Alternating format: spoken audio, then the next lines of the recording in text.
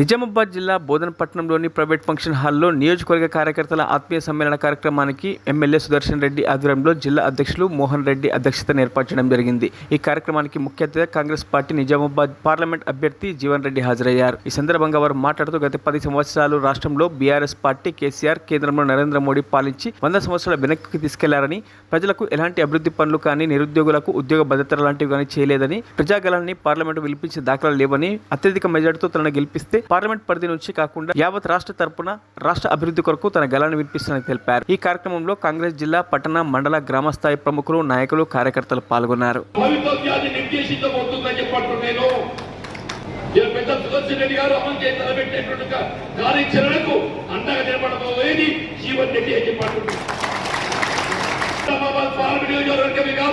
యావత్ తెలంగాణ రాష్ట్రంలో కాంగ్రెస్ పార్టీకి ప్రభుత్వానికి అండగా నిలబడే విధంగా చెప్పంటున్నారు.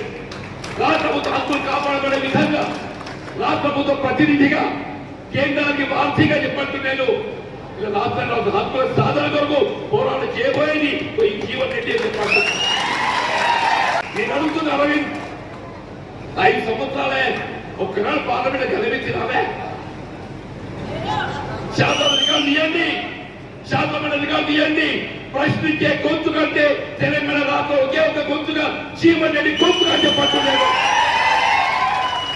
అలాంటి శాసన మండలి మీ అందరి యొక్క అభిమానంతో ఎంపీ కాబట్టి నిరుద్యోగ యువతే కానీ, ఉద్యోగ ఉపాధ్యాయులే కానీ, 370 జీవో కానీ, రైతాంగ సమస్యలే కానీ, గల్ఫ్ కార్మికుల సమస్యలే కానీ, బీడీ కార్మికుల సమస్యలే కానీ, ఈ అంశం పైన కానీ శాసన మండలిలో ప్రభుత్వం నిర్ణయించినటువంటి ఒకే ఒక గొంతుగా జీవన్ రెడ్డి గొంతుగా ప్రశ్నించే గొంతుగా చెప్పాలి.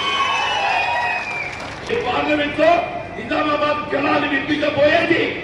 మరిన్ని అప్డేట్స్ కోసం మా ఛానల్ ని సబ్స్క్రైబ్ చేయండి.